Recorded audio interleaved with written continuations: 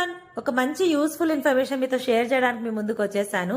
అయితే ఈ వీడియోని మీరు స్కిప్ చేయకుండా ఎండ్ వరకు చూసేయండి. నిన్న నైట్ 10:30, 11 ఆ మధ్యలో ఫుల్ డీప్ స్లీప్ లో ఉన్నా. బయటేమో భయంకరంగా వర్షం పడుతుంది, లోపల కూడా ఇంకేదో టపటపా అని సౌండ్ వస్తాంది, ఏదో చినుకులు పడినట్టుగా. ఏందబ్బా అని ఒకసారి లేచి చూశాను. పైన ఏసీ దగ్గర నుంచి నీళ్లు ధారాపాతంగా కారుతా ఉన్నాయి. పిల్లలు పాస్ పోస్తే ఎట్లుంటదో అట్లా. ఎక్కడి నుంచి పడుతున్నాయి నీళ్లు అని చెప్పి మా ఆయన నేను ఇద్దరం కూర్చొని ఆలోచిస్తాము. సరే అని చెప్పి మగ్గు తెచ్చి పెడితే ఆ మగ్గు ఒక నిమిషానికే నిండిపోయింది. నిమిషానికి మగ్గు నిండిపోయిందంటే ఇంకా అట్లాంటి మగ్గులు ఎన్ని పడేయాలబ్బా అని చెప్పి, సరే ఇట్లా కాదని చెప్పేసి ఏకంగా బకెటే తెచ్చి పెట్టి నీళ్ళు ఎక్కడి నుంచి కారుతున్నాయి అబ్బా అని పొద్దున్నే లేసి పోయి చూస్తే ఆ ప్రాబ్లం ఏంటంటే ఏసీ ఫిట్ చేసేటప్పుడు ఏసీకి పైపులతో కనెక్షన్ ఇచ్చినప్పుడు ఇంకా కొంచెం గ్యాప్ మిగులుతుంది హోల్లో. ఆ హోల్ లోంచి వర్షం పడుతుంది. మాకు యాక్చువల్ గా అయితే కనెక్షన్ ఇచ్చేసిన తర్వాత వెంటనే వైట్ సిమెంట్ తో ఆ గ్యాప్ నంతా ఫిల్ చేయాలన్నమాట. అలా చేయలేదు మా టెక్నీషియన్. మేము కూడా చూసుకోలేదు పని అయిపోయిన తర్వాత. ఇంకా అందుకే వాళ్ళు కూడా అరాకొర పని చేసి ఆడ పడేసిపోయినారు. మీరు మాత్రం ఇలాంటి మిస్టేక్ చేయకండి. దగ్గర